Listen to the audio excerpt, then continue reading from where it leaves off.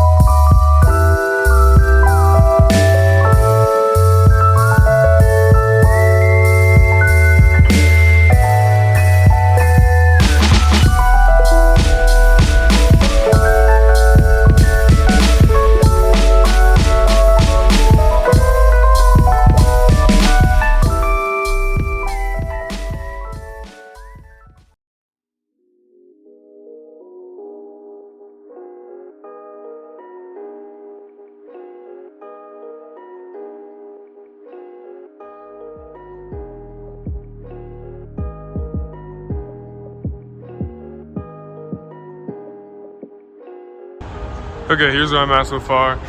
Got the axles out, disconnected the exhaust. If you can see, the drive shaft is disconnected now. I drained all the fluids. You can see it's kind of a little drippy right there. There's that, and then there's a plug on the radiator up here. Pretty much the only thing left now is to lower the car onto these stands. Hold up. These stands right here, I got these from Harbor Freight. And then I got the radiator hoses, and I think the heater hoses, and after that it should be coming out. So I think before I do that though, I am going to disconnect this bracket, just because I feel like it's going to be difficult to do that when it's sitting on the cart. But yeah, I forgot like one major thing, and that's the wiring harness. I figured it would have a plug in the engine bay like the newer ones, but it was the old style where you have to pull it from the cab. This one's pretty easy though. All you gotta do is drop the glove box, just like you're changing the air filter. I did have to loosen the ECU a little bit just to make way for the wires, and you just unplug everything and then it pulls right out. Okay, I just took out the subframe, and now it gives me access to the bolts for the AC condenser. So I'm gonna take that off, and then the motor should be coming out. Well, I thought I was gonna get away with pulling the motor and keeping the radiator in, but to get to the top two bolts on the AC condenser, I'm gonna have to get behind the radiator, so that sucks. All right, that was a huge pain actually. I don't know, that was like the worst part so far, but it was all that work just to get to these top two 12mm bolts on this, and then I'm gonna move the condenser to like right here. Actually, I think it might be broken, so I might pull it off too. I haven't decided yet, but yeah. Not sure why I kept calling it a condenser, but it's definitely the AC compressor.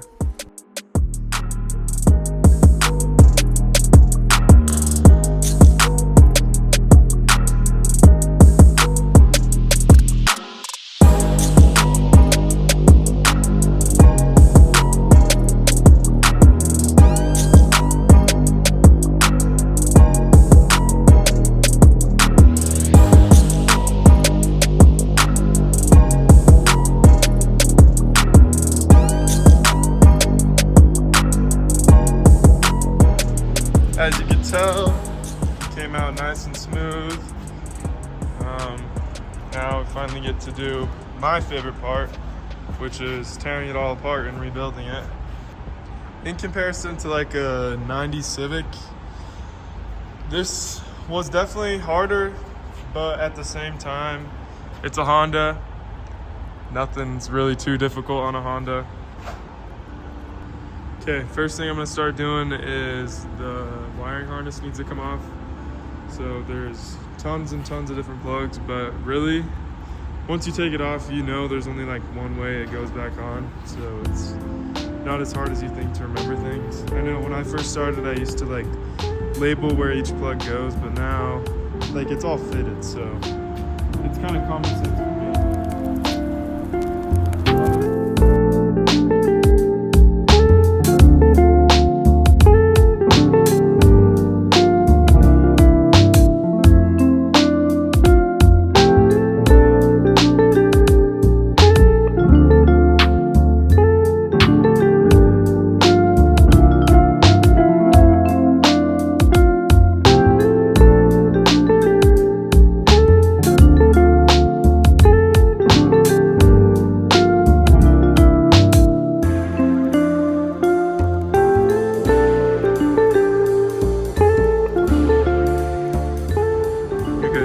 Take off the outer part of the intake manifold. I think since it's the longer tube ones, it's a two-piece.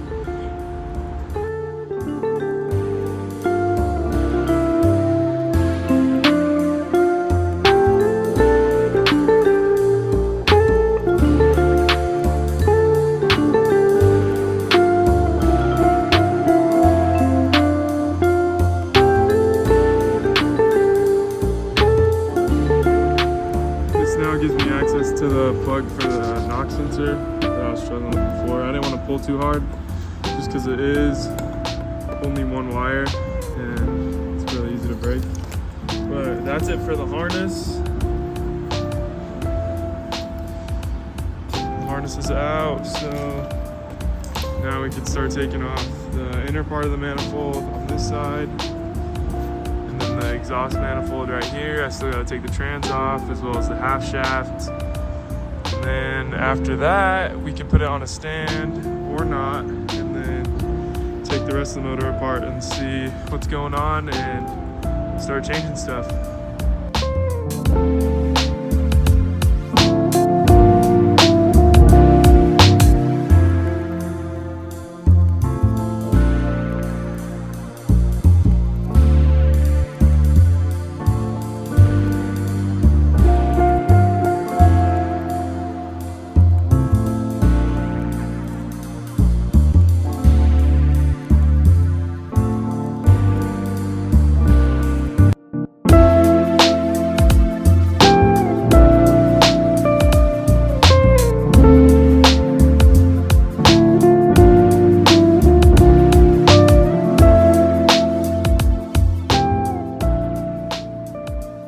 So the piece I'm messing with right now that I just undid that bolt to takes the coolant from the front of the motor to the back, straight to the heater core.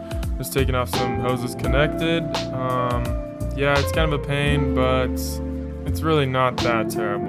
So I just took off the thermostat housing and now I'm working on the water pump right now. It's two 14mm nuts and two 14mm bolts, and then it's just stuck on with RTV, so I usually hit it with like a mallet or something, or like a pry bar. Anything works really to take it off, just don't be too rough with it. Then I'm gonna go ahead and take the starter off. I had to use the 90 just because there wasn't enough clearance. It's a 14mm bolt up top, 17 at the bottom also it's used as like a bell housing. Then I'm gonna go ahead and take this front motor mount off real quick. It's only 3 17mm bolts. And then I'm gonna go ahead and start taking out some more bell housing bolts so I can take the trans off and then get to the clutch and flywheel. Bam, so here's the clutch and flywheel. It didn't look too terrible. I'm not sure if it was changed or not, but there's still some material left on the clutch. The flywheel wasn't terrible either. This car was probably babied around. I did end up getting replacements though, just because why go through all the pain of pulling everything out if you're not gonna change it out for new stuff? So I just wanted to have my grandma be able to have all these new parts, have something that like really lasts. Anyway, now we're getting to the fun stuff, the engine internals. So I just took the valve cover off. I'm pulling this bracket off with I think a purge solenoid or something, and then I'm gonna go to the front of the motor and pull the mount off first, the T-post. And then the timing cover has to come off so I get the timing belt or timing chain off. There's 3 10mm at the bottom connected to the oil pan, don't forget those. Yeah, basically there's just a bunch of 10mm holding everything in, and then you pull the cover off, it'll let you see all the timing components. And yeah.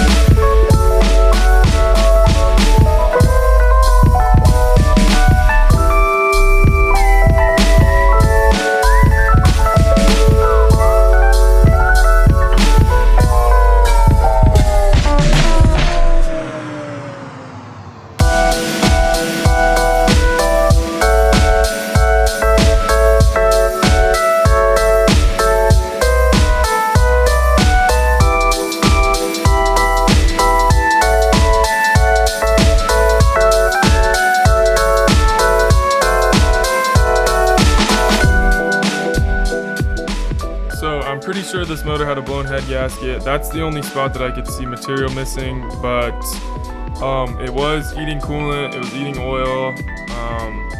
The spark plugs kept getting fouled out with coolant. Anyway, I'm like 99% sure I had a blown head gasket. I'm just not sure why I didn't show it. Here's me trying to flip that motor over to start taking apart the bottom end. As you can see, I spilled a bunch of oil.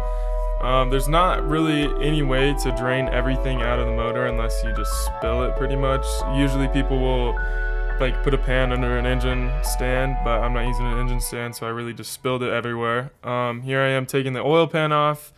It's just held on by a bunch of 10mm. It's kind of stubborn to get off just because from the factory they seal it up with RTV or Honda Bond, so it's like stuck on there. So you could see me hitting it. I ended up using a flathead and prying it open with the hammer. It worked really well. You just have to be careful not to scratch the aluminum or any of the mating surfaces just so it'll seal up again. Judging from the inside of this motor, it doesn't look that old. My grandma did keep up on the oil changes. It's not as nasty as some of the other motors you're gonna see on my channel. But yeah, it's pretty clean. I got that girdle off. Now I'm taking off the rods and pistons just so I can get this crank out, and I'm gonna end up replacing the rod bearings and the piston rings and stuff like that. As you can tell, the more things I take out, the more oil spills on the ground. It's kind of annoying, but that's why I have all those pig mats around, just because just kept spilling everywhere. I'm also, I don't know why I'm taking the old bearings and putting them on the girdle. I guess it's just in case, just if the clearances are off with the new bearings that I got, then I could reuse the old ones and it won't be that big of a deal. That was the rear main seal that I just took off. Now I'm pulling the pistons and rods out of the actual block itself.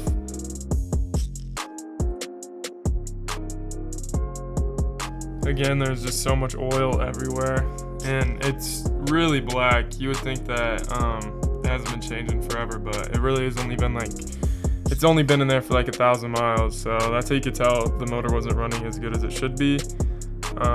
Yeah, tons and tons of oil. Now I'm just gonna take off all the little things from the block just so I can get it ready to go wash. You can see it's absolutely filthy.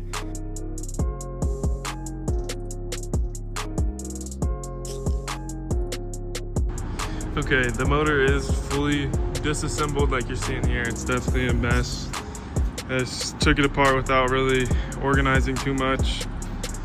But I'm gonna spray this down in the power washer, hopefully get it nice and clean, and then I'll be back putting it back together. Here's the before, what the block looked like. It's absolutely filthy. There's tons of grease and oil everywhere. Then here's the after. I know it's not 100% perfect, but without a hot tank, I feel like this is pretty dang good. This is the inside of the motor. You can see there's barely any grease stains. Here's the inside of the cylinder walls. You can see there's no crosshatch at all.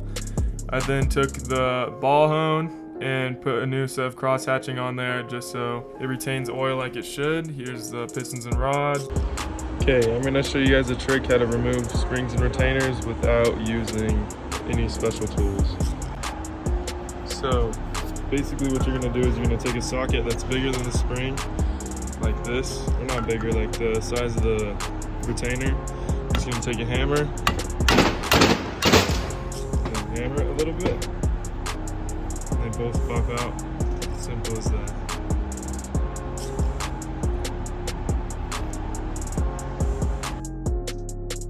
Here's the before videos of the head. You can see this one's also really nasty. There's grease everywhere. It's stained on the inside.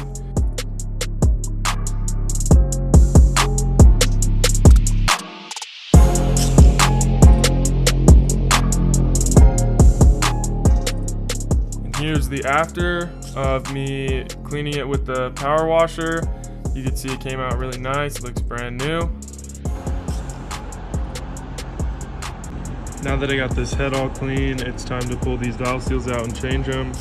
I'm pretty sure they make special pliers. I'm gonna go look and see if the shop has any. If not, you can use just regular pliers and just pull them straight off. Okay, I did find some pliers that look like they're gonna work pretty well. They look really funky, but you're gonna see how to use them in a sec.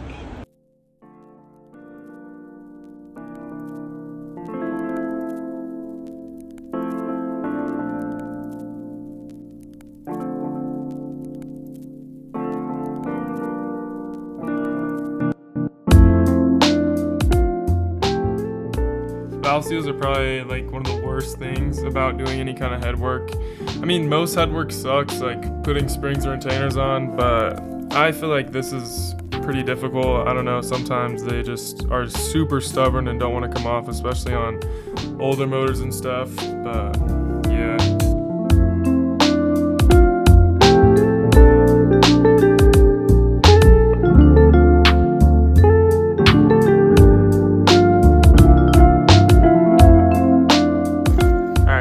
Basically, I just ordered a head gasket set from AutoZone. It's all Velcro stuff. It comes with almost everything you need to rebuild the whole motor. Most of the gaskets are up top anyway, but this is what we're after. These new valve seals. It comes with pretty much everything, as you're seeing here, as well as a head gasket, of course. Okay, so when changing valve seals, it's basically pretty simple. All you do is push this little piece on, and they seat pretty well. And then what I like to do is when I put the valves back in, I'll get like a 10mm socket or something and use a little mallet and just make sure they're fully seated. And then the valve pretty much just lines it up so it's on there straight.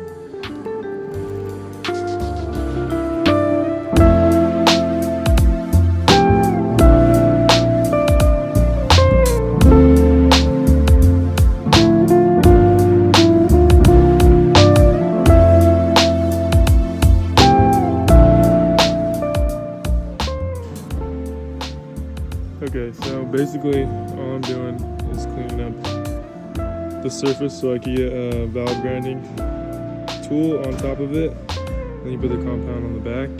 But all I'm doing is using a wire wheel. And I'm cleaning up the surface just so the suction cup will stick. You can see it's not perfect. It probably won't be. I might have to sand the top of these or use some Scotch-Brite or something just to get the suction cup to stick. But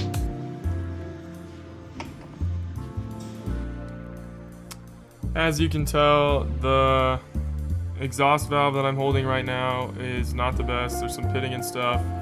Anyway, you're gonna take this valve grinding compound and you're gonna put it right on the sealing surface all the way around the whole valve. Kind of takes a second, but this stuff is nasty too. You don't want to get it everywhere because it really sucks to clean up. Anyway, then you're gonna put it in the head. Grab your valve grinding tool, which is pretty much just a suction cup with a stick. Then you're gonna start spinning it. It starts out pretty rough and then it gets more fine. As you can tell, this valve is not very good.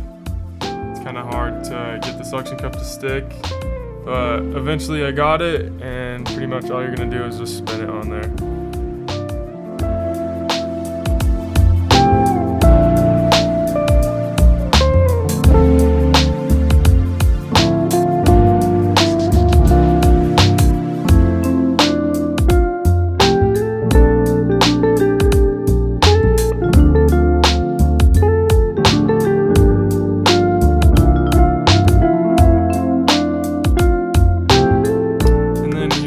Just a video of me doing the rest of them. I remember when I said that the valve seals were probably the worst part of doing head work. Pretty much all head work sucks, honestly. This is so tedious. Everything about it, porting heads, I don't know. Everything that surrounds a head just sucks.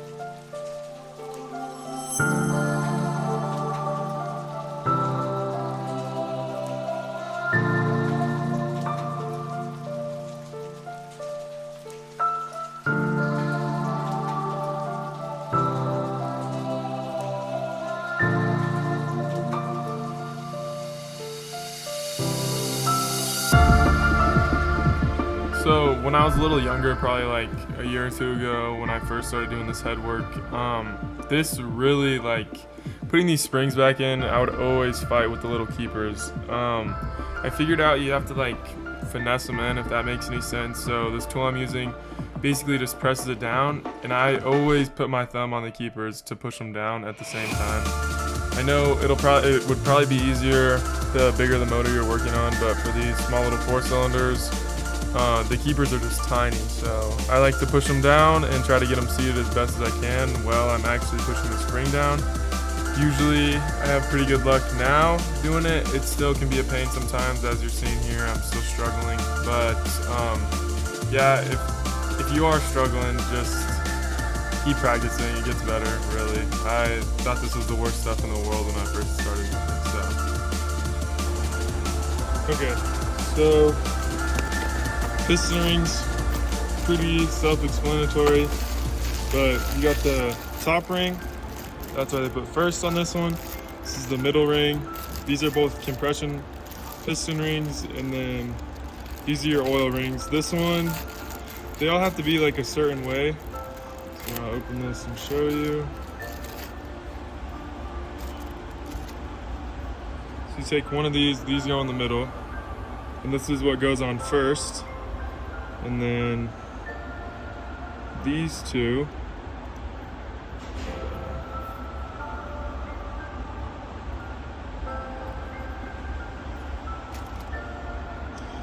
will surround this one.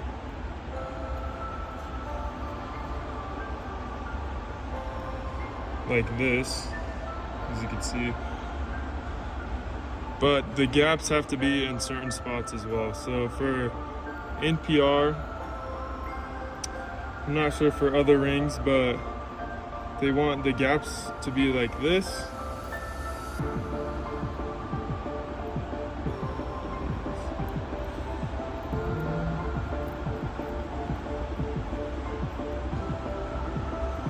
It's kind of hard to show you without it in the piston, but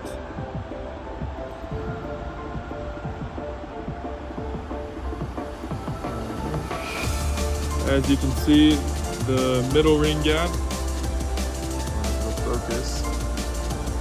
The middle ring gap is right here, bottom ring is over here, and the top ring gap is over here. So you just have to be kind of like that, if that makes any sense. Okay, so pretty much you're gonna put this one on first.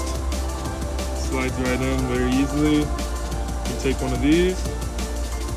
You're gonna line it up with wherever that first gap is. Let's see, right here. You're gonna put this gap here. There's one gap. There's the other gap.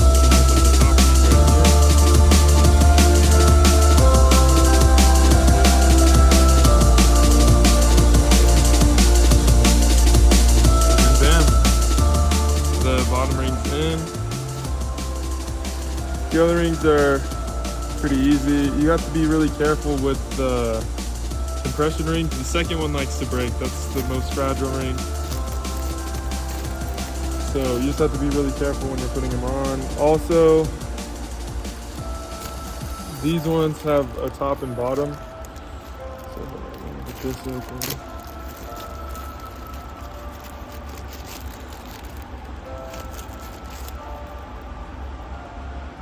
You can see these, almost always the lettering, I don't know if you can see that, there's ends. These always point up. So what I'll do is I'll put the second ring on first, after the oil rings. And then you kind of just have to work it on there. Being careful. Again, its respected slot. Jeez. This one kind of like stud. You can see these ones slide very easily. Before we put them in, I'll show you guys where these gaps have to be. And then this one, same thing. This one's pretty easy, just not as fragile as the bottom ring. The second ring, and then here you go, here's your piston rings in. They should stick out quite a bit. That's how you know they're good. That's how you know it's gonna seal in the compression, or seal all the compression in. But yeah.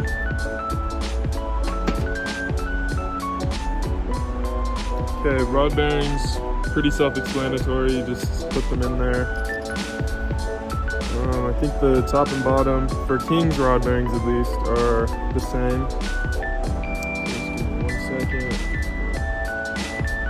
Pull the cap off.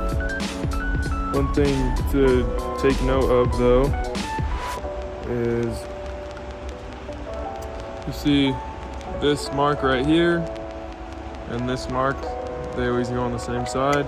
So just don't forget that. And then all you do to get them out, what I like to do is push on the opposite side of the mark and just slide right out.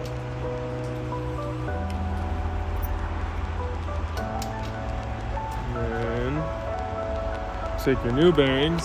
In this case, I got King's bearings. Never had problems with King's bearings. I think they're a great brand.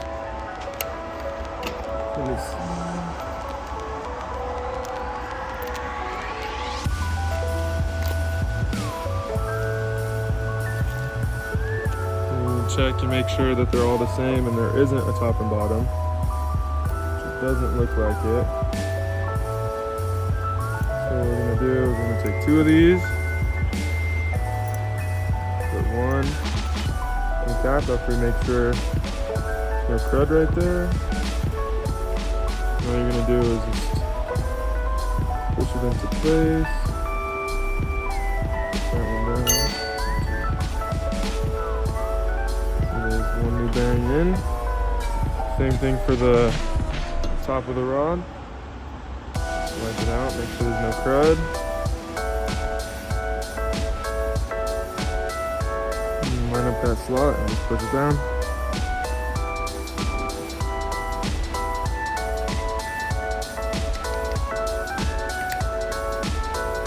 Okay, so I got the rods and pistons done, got the head done, so now I'm gonna focus on the block. I'm gonna put the bearings in the block and put it in the main girdle, and then should be time for the crank to go in. I am gonna plastic gauge it before everything. I just wanna make sure everything's good with the clearances. Not that I don't trust King, but just to be sure. Okay, so I said the rod bearings were all the same. The main bearings are not the same, but it's really, really hard to mess up. So you can clearly see a difference between the top and bottom bearings, and there's a notch right here on the bottom bearings, whereas the top bearings have a notch right in the middle. So it is kind of foolproof, but just be sure that you line the notches up and you'll be good.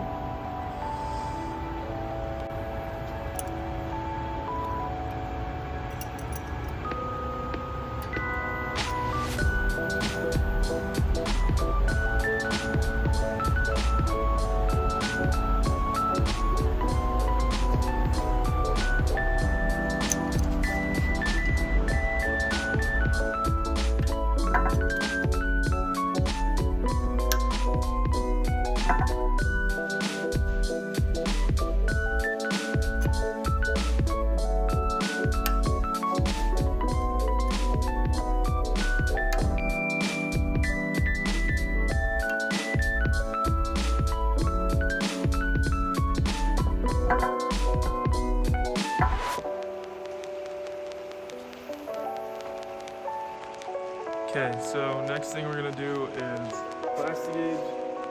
What plastic gauge is it's a crucial step in building a motor. It checks the clearance you have in between your bearings and whatever they're holding. So in this case, we're gonna check the main bearings. All you do really is put a little piece of plastic on top of the bearings. You put the cap on, torque it all down, and then you take the cap off, and you see how much the actual plastic has spread out. Okay, as you can see, I put the crank in here, and then I'm gonna go grab the plastic gauge. Okay, so when you buy plastic gauge, this is pretty much what you're gonna get. They have different brands, but I like to use this one. This is from like Advanced Auto or AutoZone. Anyway, you open it a little bit and you see this weird piece of hair, pretty much. It's like thin plastic. Anyway, what you're gonna do, you're gonna split it up and you're gonna set it right on the top, like horizontal. Sometimes it can be pretty tricky because it does stick to your fingers a little bit. But I don't know if you can see that on the camera. Pretty much you're gonna do that in all 5, because that's what we're measuring today. Put that plastic piece.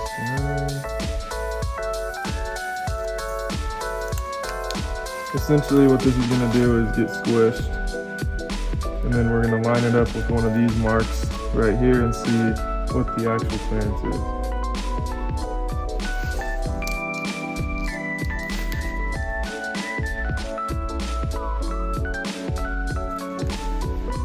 And we're gonna grab the main girdle with the bearings in it. Take this.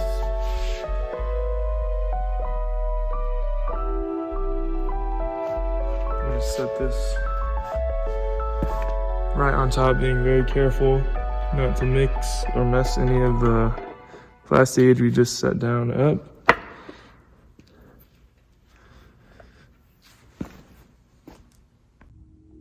Okay, so I'm gonna torque this down. This happens to be 22 foot-pounds and then 56 degrees. After you do that, you loosen everything, pull the cap off or the girdle, and then check the clearances. Okay, so I've torqued everything down. I already loosened it all, and now all you gotta do is take the main girdle off. Sure, I'm just using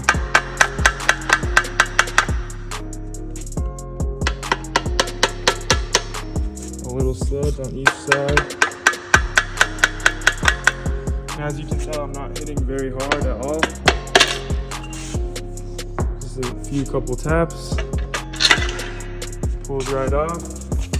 Put that down. And then you can see right here how the plastic got squished on all of them. They all look really close actually. So then what you're gonna do is you're gonna take this paper to get the exact reading. You're gonna line it up and see which one it matches the most. This one looks like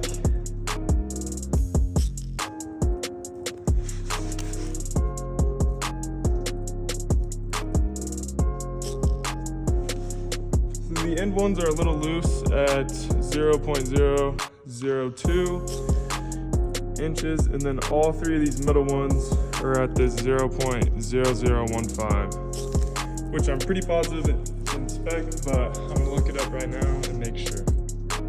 Okay, so I just checked it, and they're all okay. They're a little loose, but since it's a NA motor and it's for my grandma, I think it's gonna be fine, to be honest. So throw it all back together and then we'll go to rods. Also, don't forget to clean off the plastic gauge if you're doing this. One thing that's really easy to forget about are these thrust washers. They go, I'm pretty sure this is number 4. You just lube them up and the slots go on the outside.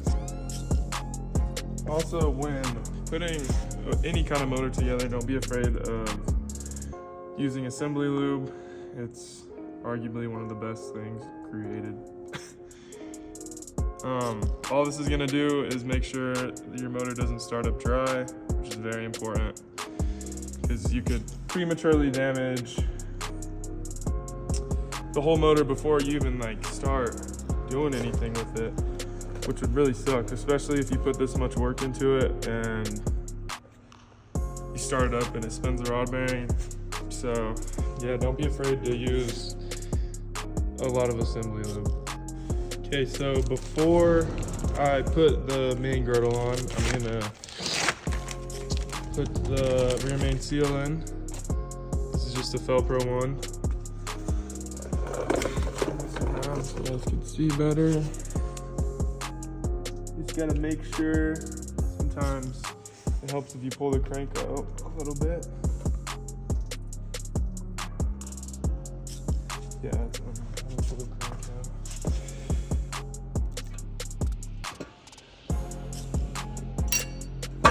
Took a main with it.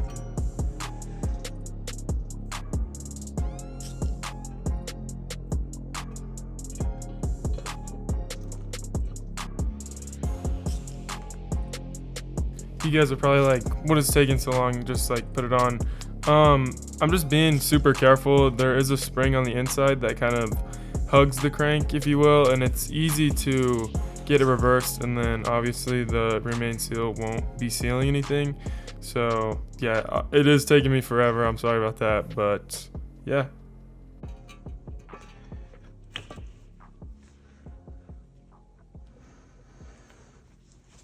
You just got to be really careful when you put this rear main in to not pinch or mess up the spring. Just make sure it's perfectly seated. And yeah, it helped me taking out the crank, so you might have to do that as well. Just reseat this bearing real fast.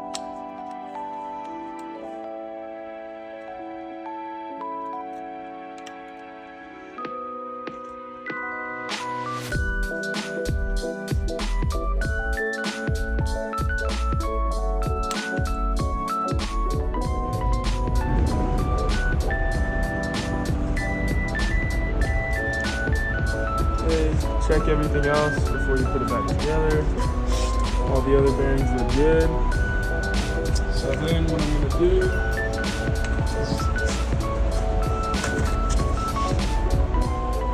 so most of the motor gets sealed up with this Honda Bond. You could use other RTV, but I would recommend Honda Bond just because it's the OEM spec stuff. And I haven't had problems with it, so yeah. What you're gonna want to do is put a light layer pretty much on all the surfaces that need to be sealed. And this is right before you torque down the main girdle for good.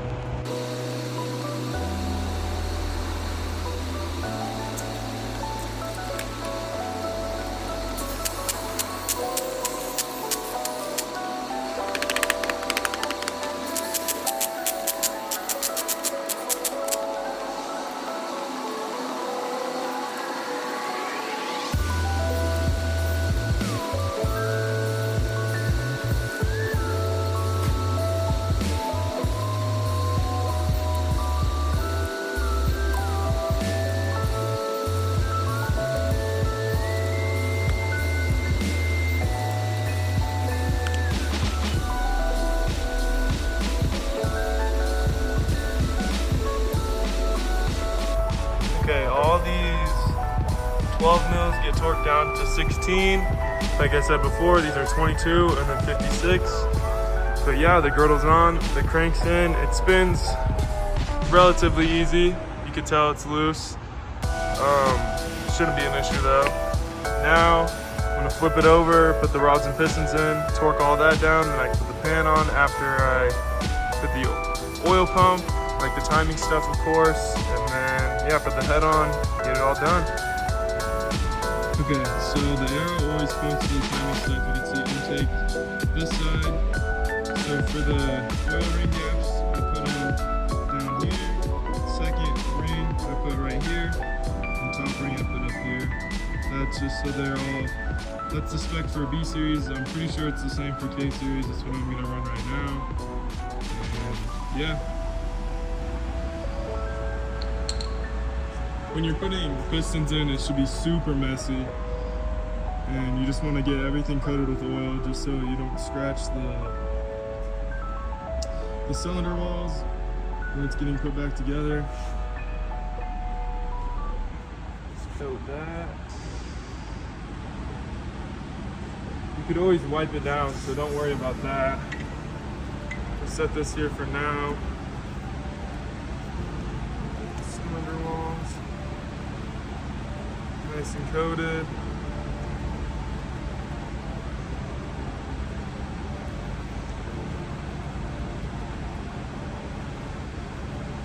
You can never have too much oil. Unless, I guess, you're putting it inside the motor and it's trying to run, then you could definitely have too much. I'm gonna line these up one more time. Put the ring compressor on. Loosen it a little bit.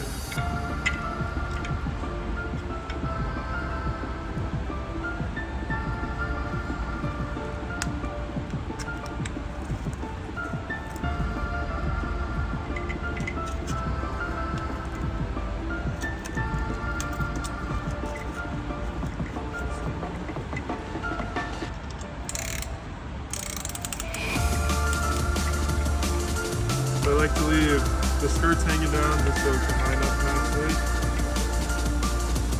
Stuff that in there, tighten it. Then you'll hit this. Make sure this is good. Put this down a little bit, make it line up a little better. Tighten it. Make sure this is fully down.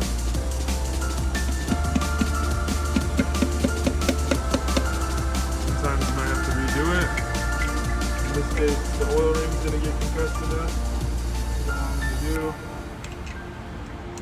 loosen this a little bit. Bring it back down past the oil rings. Tighten it again. Try to get it a little more tight. can fully seat this down.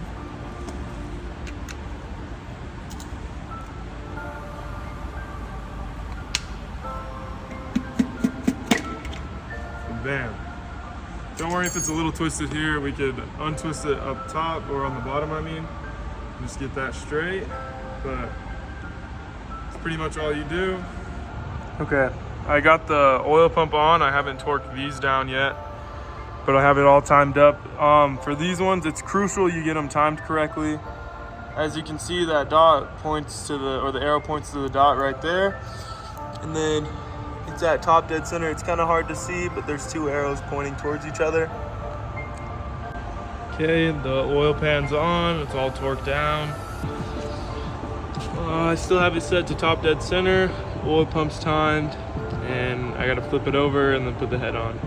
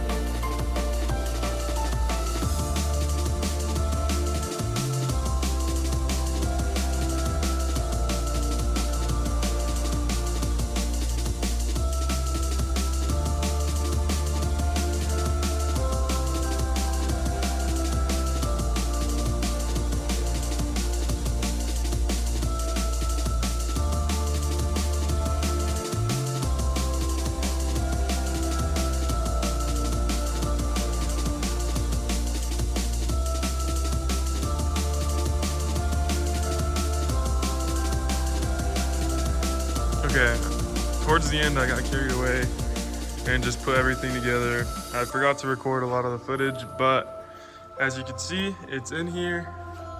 Front's back together, the radiator's in. I had to get a new AC compressor because the one that was in here was so messed up. Let's try to start it real fast. See, it should start up relatively quick.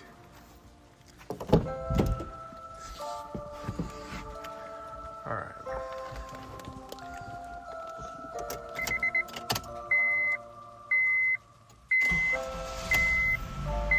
As you can see, there's still a check engine light. I haven't cleared any of the codes yet, but it runs really well, which that's exactly what I'd expect. You can tell there's no weird noises or anything.